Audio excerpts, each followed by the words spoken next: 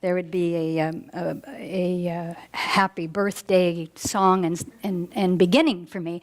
When Linda and I were planning the music for August, she said, "Oh, it's your birthday week. What do you want?" I said, "Could you see if Nicole is available? Because Nicole will sing a show tune for me." And so, to me, that's kind of like a happy birthday song if it's a show tune. And I want to share with you the little bit of serendipity and how spirit works, because I was thinking about this months and months ago, because I do, most Leos do, August is coming. And I was thinking the show, and I went, I want a positive song for the month of appreciation and something birthday. And I was thinking about the song I Believe in You, which is from How to Succeed in Business Without Really Trying, and usually sung by a guy. I mean, I grew up with it as a kid watching Robert Morse sing that. And I was like, but that's such a perfect science of mind affirmation. And in case you don't know the show, and what I'm going to suggest is actually the song is being sung by the lead character, or Nicole and I in this case, singing to a mirror and singing, I believe in you. And I thought, that's what I want to start our month off with, is I believe in you. And since you and I are one in the wholeness and the oneness of God, when I look in the mirror and I see this mirror with all of this radiant beauty before me, I know that I believe in you. And so when you hear those words again, you'll understand what an affirmation that song is. So thank you. And we may be the first who ever had a female sing that, I don't know, but I think it would be fun to do. I know you did the show. Oh, that was the serendipity part, I forgot. Oh, okay, so I had this idea and I was singing that in my head, because I sing in my head a lot in the car, and I thought, oh, that would be a great song for Nicole. I know it's a guy. Well, I get in the car, turn on the radio, and then there's the ad for the show. I had no idea that Mark was running that show. And it was like, no, no, no, no, no, no. So I quickly emailed Nicole and I said, so I told her, and she said yes, and how wonderful. So the one mind works in strange and mysterious and musical ways. But that was the serendipity. I had no idea. I don't know, maybe I just tuned into your radar and thought that would be a good song, and it is. Thank you again. So, where am I? A couple things from last week, a little bit of cleanup. Last week, we talked about building your field of dreams, and we screened the film, and then I learned some great trivia about that. So has anybody else gone out to see Field of Dreams since? So you know? It's such a spiritual movie. It's not just baseball. And what was really important, what I wanted you to know, was that W.P. Kinsella, the gentleman who wrote it, actually went back to school at age 45 to get his degree in writing. And I thought that was important because we were talking about building dreams and how sometimes many of us get stuck in the fact that, well, I'll never have my dream, I'm too old, or I have a family, I can't do this. And I thought, the man who wrote this incredible book that transformed things went back to college at age 45, got his degree in writing, and then ended up writing this incredible book, Shoeless Joe. Now, here's the other cool bit of trivia about that, which I learned watching the special features of the DVD. That the book was called Shoeless Joe, and the film became Field of Dreams.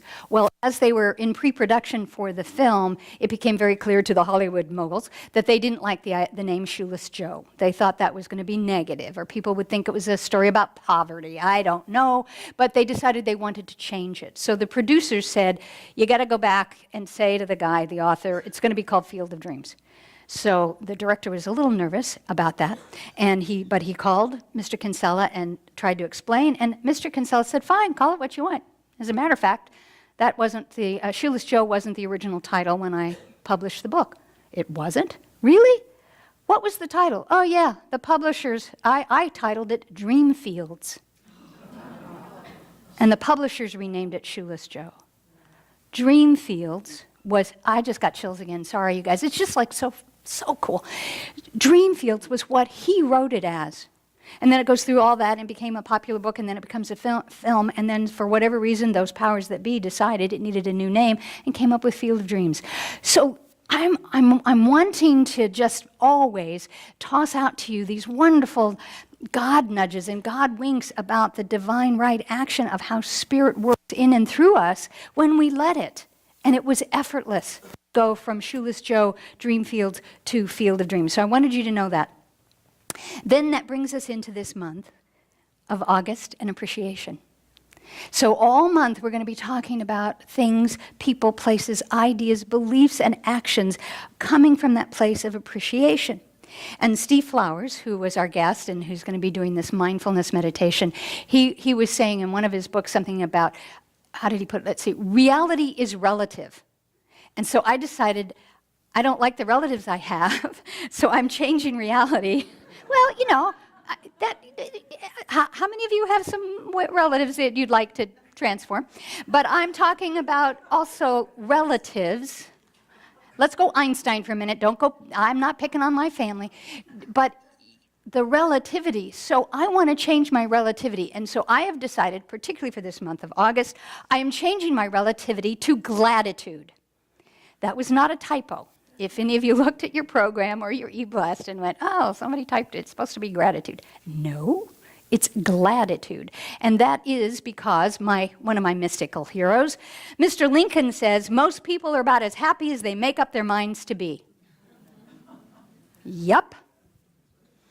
So I was going to begin this month with the idea of appreciation, of praising and raising. And in order to do that, it occurred to me that one must stop grousing and complaining.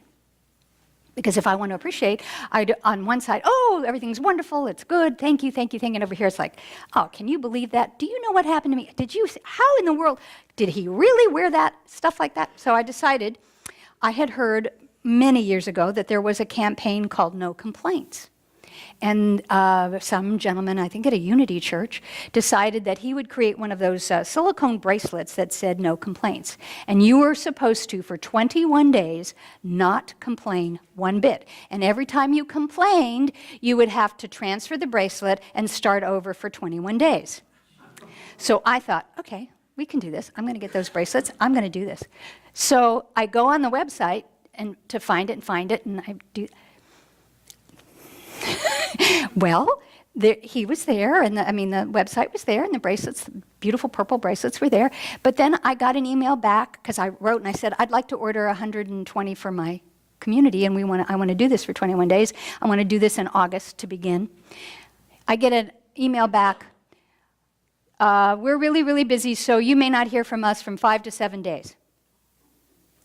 So I had to decide not to complain about that. And then 2 times 5 to 7 days have already gone by, and I've yet to hear from that company or that gentleman or that organization. So after I had a little bit of a in my own, I thought, all right, I'm creative. So I took my very old, worn-out Mike Dooley bracelet. Those of you know Mike Dooley, Thoughts Are Things, Tut. He has a bracelet, a clear one that says Thoughts Are Things. And I tried not to complain the fact that the clear bracelets get kind of grody when you wear them for a long time. But I hadn't started the campaign yet, so I was allowed to make that. And then I thought, all right, if thoughts are things, and I don't want to complain, so I am going to use this as my no complaint bracelet and start to wear that. And every time that I complain, I will transform it and move it over here. So you may, hopefully I won't be doing that except for the Vanna White demonstration here today. So that's what I'm doing. So I'm beginning my month of appreciation with the awareness about what Mr. Lincoln said, about not complaining and not grousing. And I have to tell you, it's really interesting, the transformation already, in that I know how to put my attention on things. You know, I know this stuff, I teach this stuff, and I am pretty good at joy and gratitude. And I have been really aware of where it may not be complaining, I grouse. I don't complain that much, I grouse. And so I've been watching and listening to where I do that. And it's not something so big and vitriolic where I'm complaining, that government, you know, it's never that. It's really something annoying and simple. And so I noticed, well, my gosh, doesn't that count? Does grousing count? Is that a complaint? Is that an annoyance? Is that, yes. And you know what else I noticed? Is it most of the time? It's at me.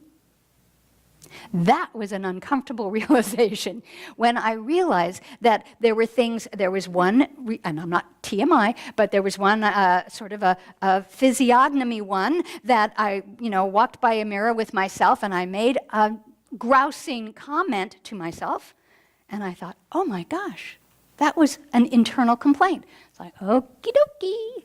So I may have a very long 21 days ahead of me. And just I started August 1st because I wanted to, it was easier to figure out August 1st to the 21st, that I thought, well, all right, I may have to do this, and I've seen it. So this is, I'm walking the path for you, since the gentleman didn't have the bracelets for me to buy for you. So we will begin this month of appreciation and gratitude. So what is my antidote to complaining? Which is gladness. And so what that made me do was go to the library and check out the book that was written about my past life years and years ago, called Pollyanna.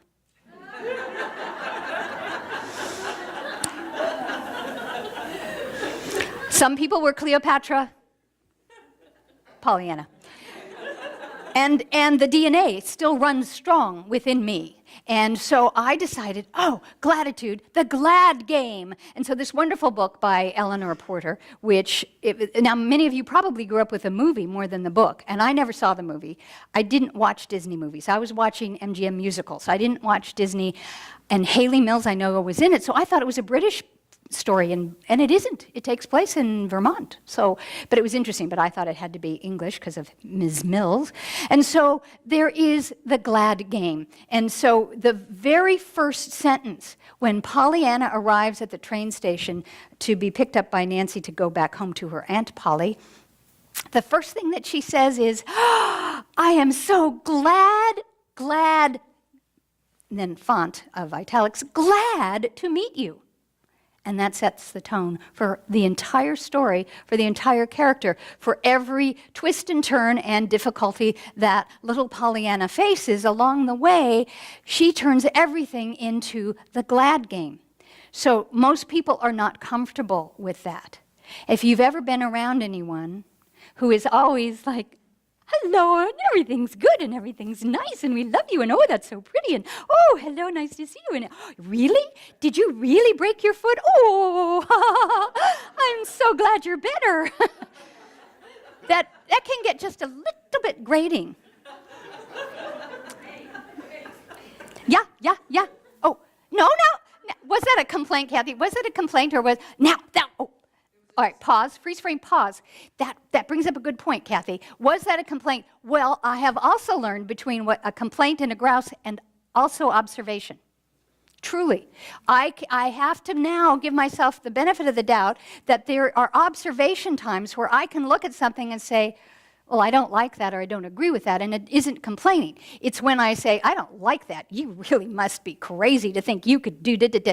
That's when I start grousing and complaining. So it's an awareness that, and I was only saying that, Kathy, because I know that for most of my life, people found me annoying and grating because I was pretty much like that.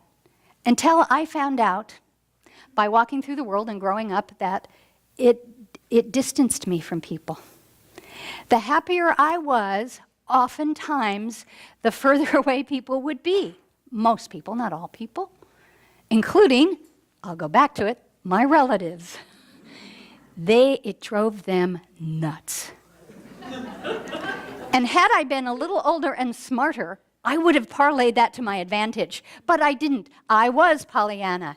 It just made common sense to me to always spin things, which is what she did. And she was talking about, well, how do you do it? How do you play the glad game? It's called, the technical term, so you know, is just being glad game. Just being glad. Which is very metaphysical because it's just being. And if you are truly just being, I will guarantee you are in gladness. If you're being. But most of the time, we're not in being, we're in doing, trying to know, trying to do, try to have, try to da-da-da-da-da-da-da, and when we're doing that, we're not in the being. Because when we're being, we are perfect, whole, and complete, and glad. So the just being glad game, what she says is there's something about everything for which to be glad.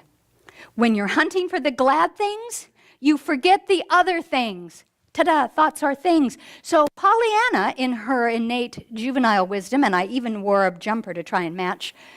I didn't have a gingham jumper anymore, but I did as a kid. I did. gosh, and braids and freckles. I had the whole thing.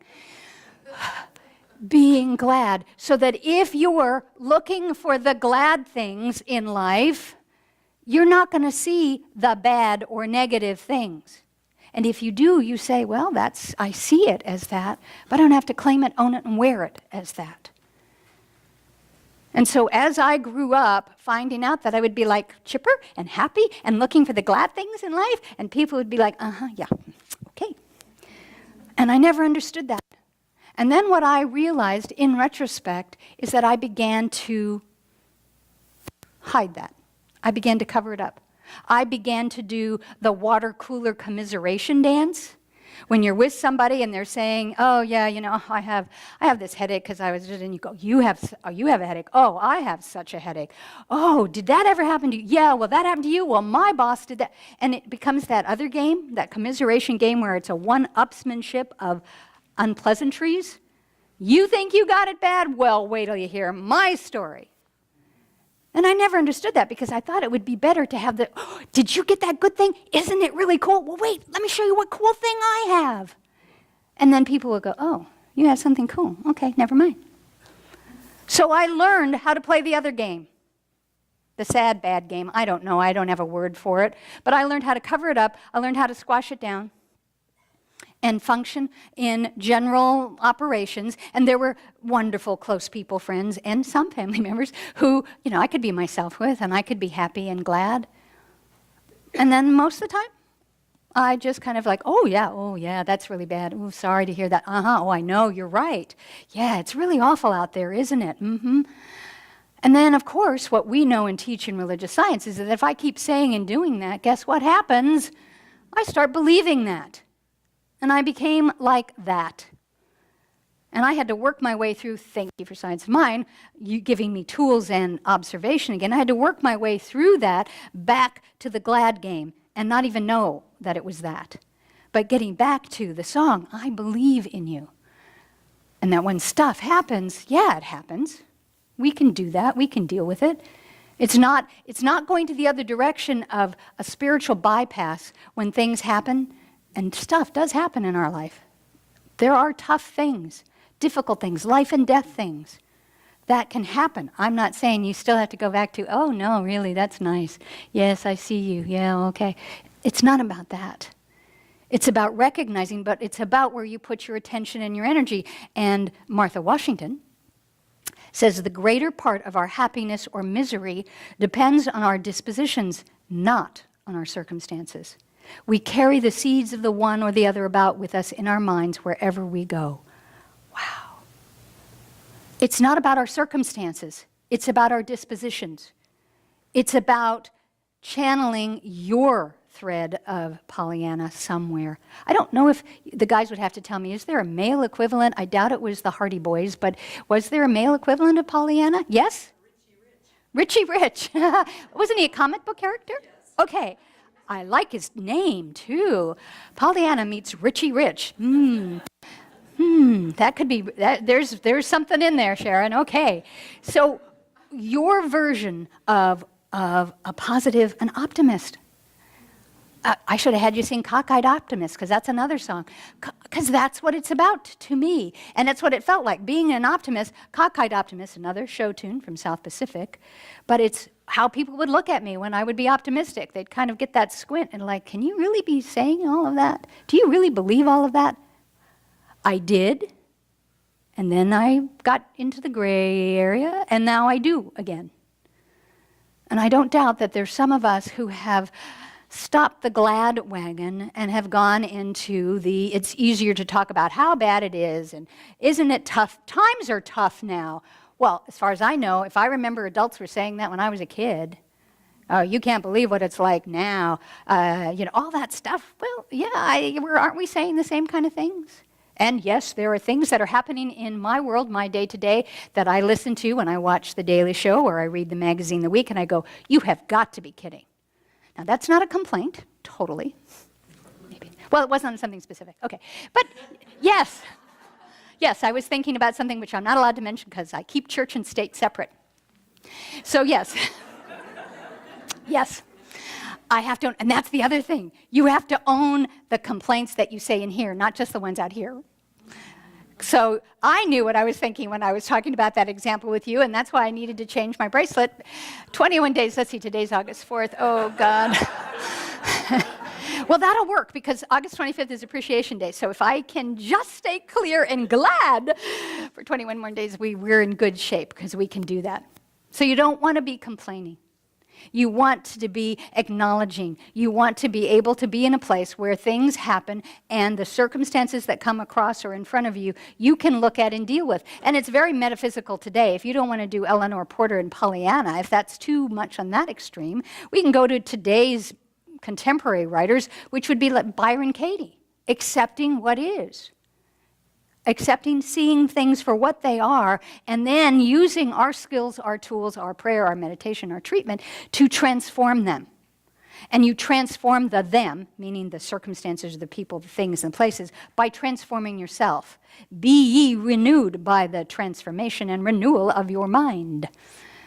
And then that guy, Ernest Holmes guy, change your thinking, change your life, change your bracelets, change your life. Change the thought pattern to change that. So that you have my permission. I will write permission slips if we need it.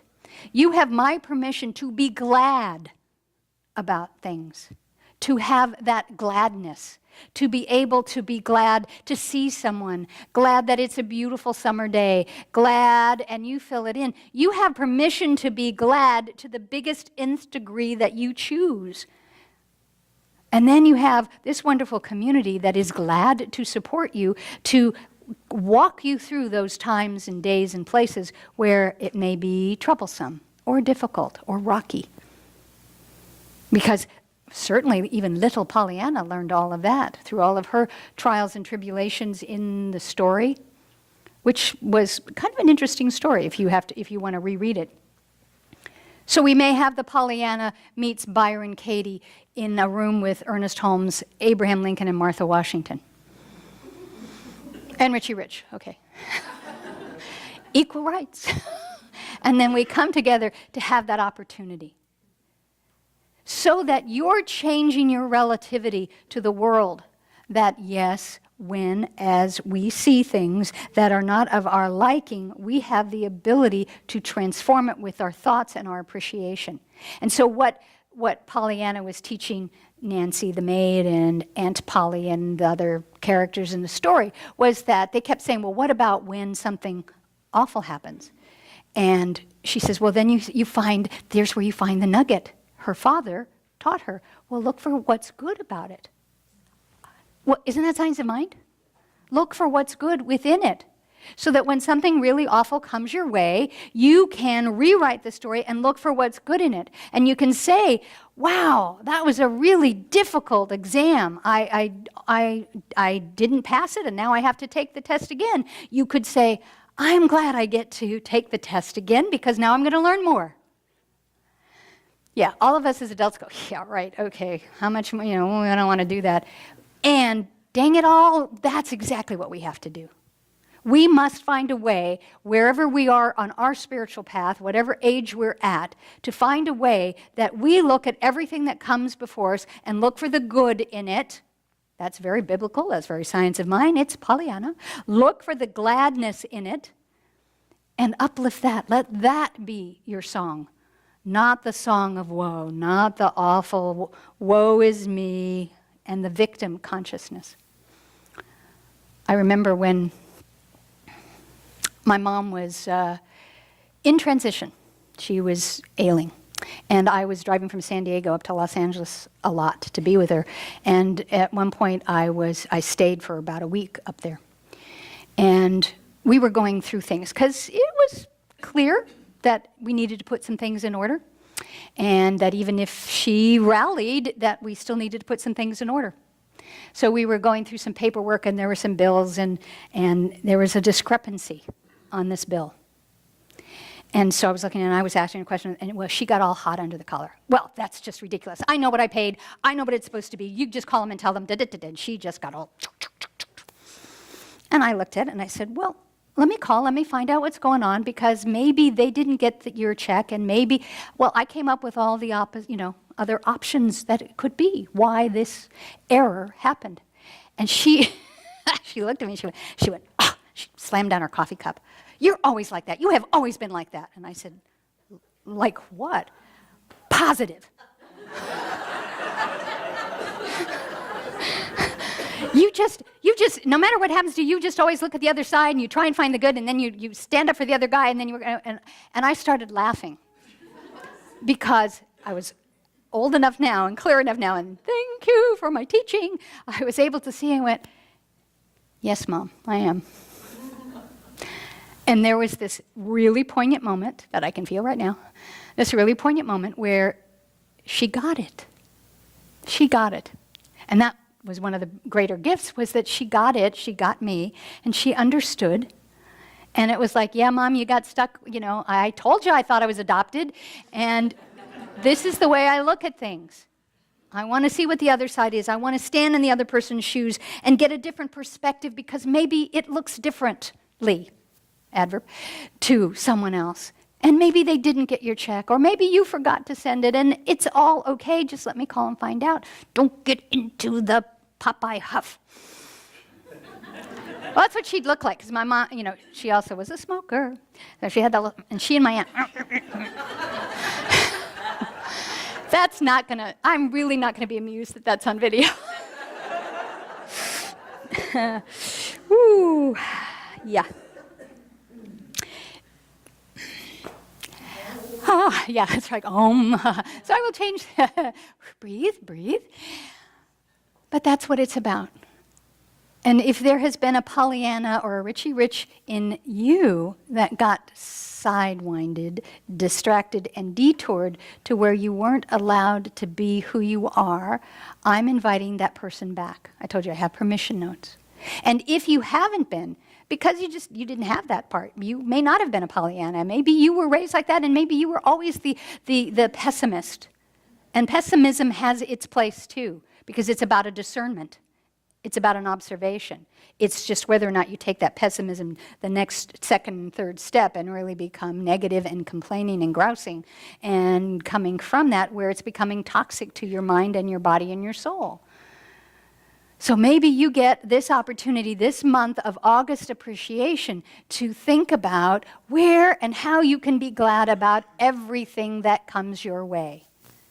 And then you don't have to move your bracelet, which is really a good thing. So you don't have to move your bracelet, and the 21 days will go by very quickly. And you can see the good in things. Praise the good, allow the good. And that's what we were talking about last week with even growing your field of dreams. Because what has happened for many of us, and I heard back from a lot of people from last week's talk, it seemed to resonate for people. We somehow got into the complaining, the grousing, and the negativity and the pessimism about a lot of our dreams that didn't get to happen or haven't happened yet. As Mary Mann and Morrissey says, until now. And that's been my mantra lately too, the until now. I don't know about you, but birthdays for me, yes, I'm a Leo, so I make a bigger thing out of it. I love them. And it's like a personal Christmas. It's like so cool, and sometimes there's prettily wrapped packages and cards and blessings and goodies, and then you get to look at it, and everybody celebrates Christmas. Most everybody celebrates Christmas, loves Christmas because of that feeling of gratitude and gladitude, of that good cheer, to goodwill and good cheer to everyone. And so we get to do that once a year, and everybody plays. Well, that's how I feel on a birthday. It's my own little Christmas. It's where we celebrate, where people are of good cheer. They smile at me. I get free coffee at Starbucks for my birthday. All the perks, literally. Ooh, coffee perk, got it. All the perks of birthday. And for me, it is also the same thing that happens at Christmas, which is right before the new year. It's an opportunity of reflection. This is where I start looking back at that list, the field of dreams, the list and the ones that, yes, oh, good, yes, I did. Oh, I didn't do that. Ooh, I didn't do that either. How about, ooh? And I get to look at where I am in the scheme of the bigger picture. And it's not about the complaining about that. It's really about the awareness. And then what do I want to do about that? Do I want to change that? Can I change that? What is this about for me? Hence the ballet class, and this week the salsa class, and doing the things that were on my list that didn't get done. I don't call it a bucket list. First of all, bucket is not a positive item to me. It doesn't mean I have no bucket. And I know it comes from that phrase of kicking the bucket. Okay, but I don't consider it a bucket list. I consider it part of that joy list. It's my glad list. And that's where I have reframed things from over the years, from the circumstances that have been dealt to me, the circumstances I co-created, for which I am accountable. All of that, and now the new circumstances that await me. It's like, oh, yes, I'm glad. When I was in the North Hollywood Church with Dr. Reverend Mark Vieira, and I was this new and up-and-coming minister, staff minister, assistant minister, and he was teaching me all kinds of things, mentor and do that. And one of the things he said, every week, every Sunday, you get to wake up and you say, I get to go to church. I get to speak. And over the, 10, 20, 30 years, whatever I've been doing this, I don't even remember now, there have been Sunday mornings where it was like, I get to speak. Stuff happens. You physically don't feel well, or there's stuff going on, or there's been a difficult situation in your community and people are hurting. And you still need to come up here on a Sunday morning. And so this Sunday morning, it was like, just that waking up, before you wake up, and it's like, oh, I'm glad I get to go to my center today. I'm glad we get to sing. I'm glad Nicole's here. I'm glad. And so now I'm starting to do that. It may sound a little corny, but I double dog dare you to try it. And you won't have to, stick your tongue to a cold pole. Because if you don't, because I got a couple more weeks in this month, I'm going to triple dog dare you. I really want to encourage you to find a way that is personal and significant to you that will work to be able to participate in the glad game, about being glad. Oh, man, yeah, I'm late for work, and I'm going to get, my boss is going to be, but I'm really glad that I got to see that sunrise differently. Different things where your first response might be, you get to go, yeah, that was not what I thought it would be or wanted it to be or planned it to be, and I am glad because, and you fill in the blank. So you get to decide how you want to do this. This is the charge for the month. This is the month of appreciation. You can either play the no complaints. I'm sure you've got one of these somewhere. You can do the no complaints for 21 days. And or you can play aren't you being glad game with me. Is anyone interested? Can I? You need to. The reason why this is there's a commitment. There's something to say that you're willing to try. Oh, she's holding up a Starbucks cup. Yes. Do you think they could pay us for the amount of publicity I give that company? They're going to be asking me what the heck I'm moving that thing around for. Yeah, you are. And then you're going to say, I'm glad I get to tell you why I'm moving my bracelet. And I have families that I stay with, multiple people, so they're going to hear it all in Spanish. I don't no si habla español to what... I don't know how to say that. And so, lo siento, I don't know how to say that. But yes, you can be glad that you're going to show them another way to do this. And that's what we're doing. And that's what hopefully this video does, and if it goes out, because I don't even want to think about how somebody might be seeing this. Yet that's the whole goal. I mean, that's why we want to do it.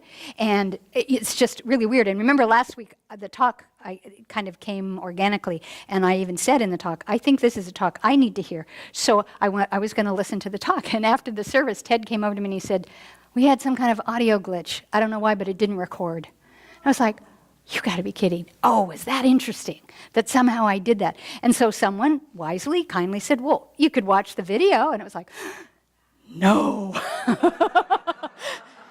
And that may have been one of those times when I had to move the bracelet because it was like, so, and then someone else smartly said, well, you could put on the video on YouTube and then just listen to it. I was like, yes. So that's what I did. But then, you move around and then there's you. And then you move around and say, and then yeah, okay. And to listen to it. But I digress. And so what else is new? There's just something about now.